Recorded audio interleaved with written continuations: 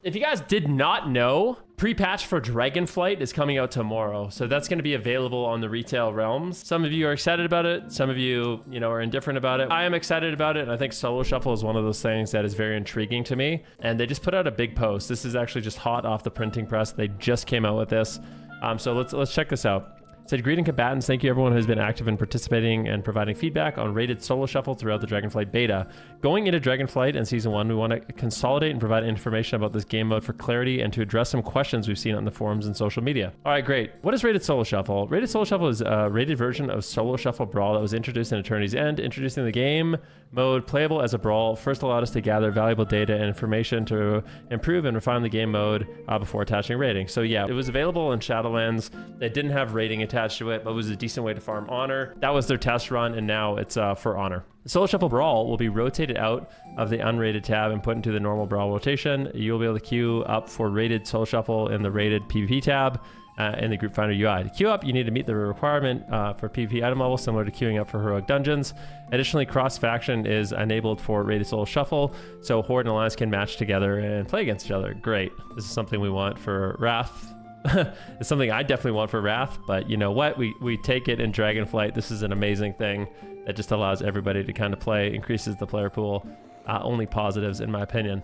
Will rating be based on character specializations? Yes. Observing data from the Soul Shuffle Brawl, rated arena matches, and reading community feedback, we felt it was important to have a player's rating be tied to a specialization rather than the class. Unique to this rated game mode, players will have a rating tracked for each of their specs. This is amazing. So if you're a Frost Mage, you only compete with other Frost Mages in terms of rating. If you're a Fire Mage, you only compete with other Fire Mages in terms of rating. If you're Arcane, you only compete with Arcane Mages. So the good thing about that is if you're a shit spec, you're only competing against other people playing similar garbage specs. So that's good. So even if you play the worst spec in the game, as long as you're making it work as well as other people, you're going to do well. Players will select which of the specializations to queue with and participate in specialization-based ladders at the end of season rewards. This will allow players to try new class specializations in Arena without the pressure of performing as well they would on their main specialization. So if a Discipline Priest wants to try Shadow, as an example. Also coming in Season 1, players will be able to see what their rank against others are in specialization and Solo Shuffle on the World of Warcraft website. So there'll be a Solo Shuffle rating ranking on the website, which is awesome. That's amazing.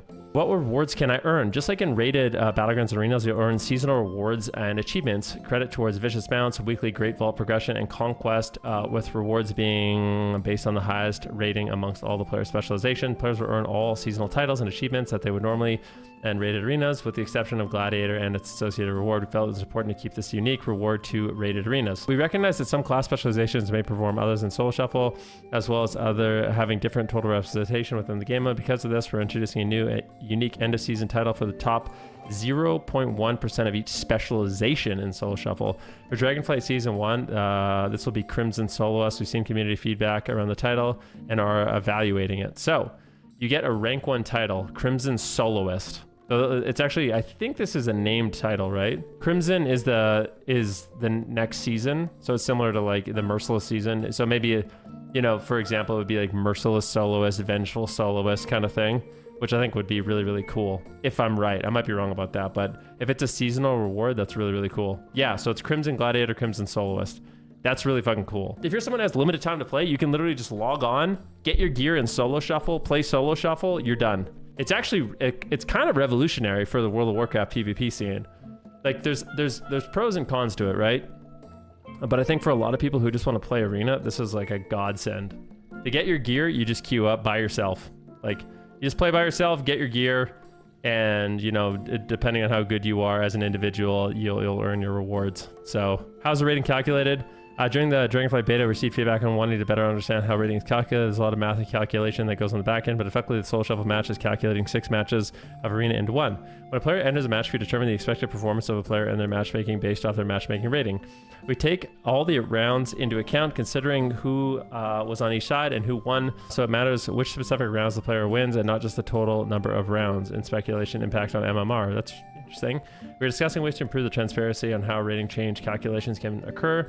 Compared to the live game, beta realms have a relatively low population and consequently a much wider spread of ratings and matchmaking values in each match. We expect matches on live realms to include players with ratings and matchmaking values that are closer together. What happens if another player in my game leaves? A topic discussed internally and seen feedback on the brawl and on the beta is what happens if a player leaves the match before all rounds ends. We want to decentivize the player from leaving their match, punish them appropriately, and have minimal impact on players who do not leave. The leaver will receive a deserter debuff that will increase in penalty for each consecutive offense. I don't know if that's enough. I don't know if that's enough, to be honest with you.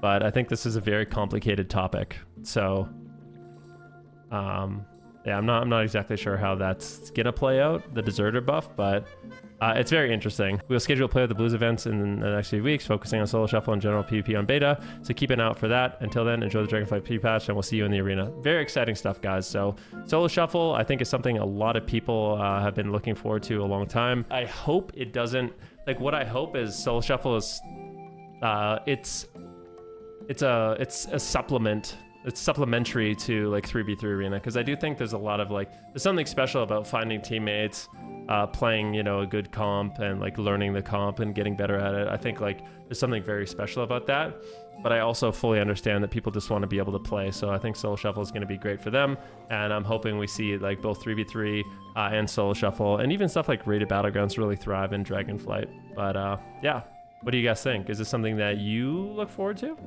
Are you excited about solo shuffle?